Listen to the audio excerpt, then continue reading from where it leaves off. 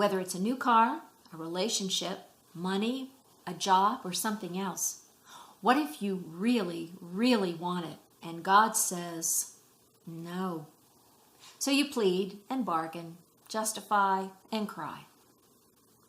I'm your mentor, Jane, and let me warn you that that's not a good strategy.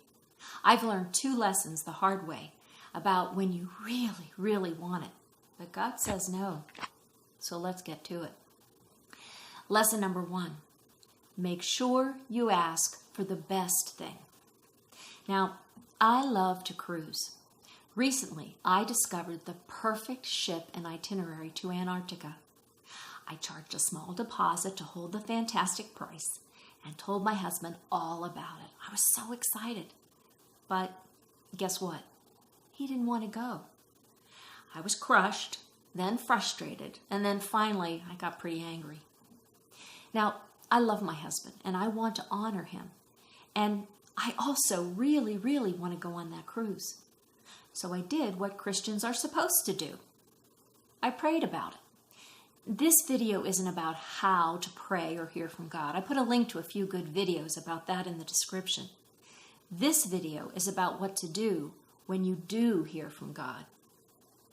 Over the next few days, I got quiet, I read my Bible, and I prayed, Jesus, help me. Either change Bill's mind about the cruise or tell me to let it go.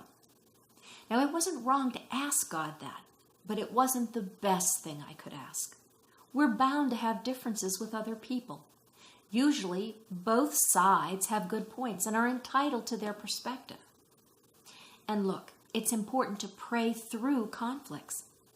Unfortunately, our tendency is to give God limited options, my way or not my way. When I ask God to either change Bill's mind or give me what I want, I'm trying to control him. A better prayer is this: Father, what is your will about this cruise? God's direction is always, without fail, the best for you, even if it's not what you want to hear. If you want a good life, it's what you really, really need to know. Okay, so I didn't ask the best question, but that didn't stop me from hearing from God when he said, no, honor Bill and let the cruise go. I was disappointed, but I told my husband to forget all about it, and of course he did in a second. And a story? How I wish that was the case. Over the next few weeks, emails started to appear daily from the cruise company with beautiful videos of Antarctica and the big whales and the cute penguins and the just magnificent icebergs. And then, of course, these enticing great prices. And that leads me to learn lesson number 2.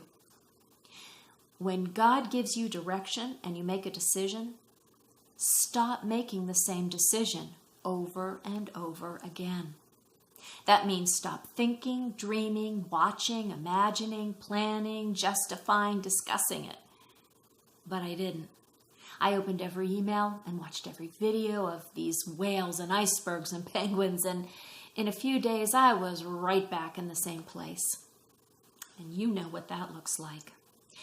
You go back to digging in that same place to strategize how to get what you want. You might even enlist the kids to gang up on your husband or rile up the rest of the team to back your boss into a corner. Of course, during this time, you're not asking God for his best answer because, let's face it, you don't really want it. And he's told you his answer anyway. Instead, armed and prepared, I asked Bill again. And he gave me an answer I didn't want to hear. And by the way, in just a minute, I'll tell you what finally happened about our cruise. So what do you do when you really, really want something? As your mentor, here's my experience for you to consider.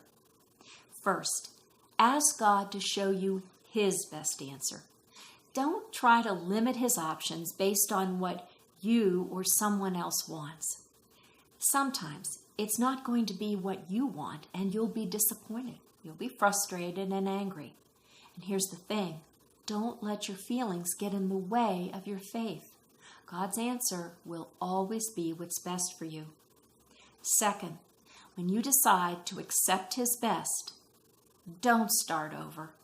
Expect temptation and distractions to pull you back. It will be a battle in your mind more than anything else. We decided not to go on that cruise, and days later, I'm still fighting to stop thinking about it.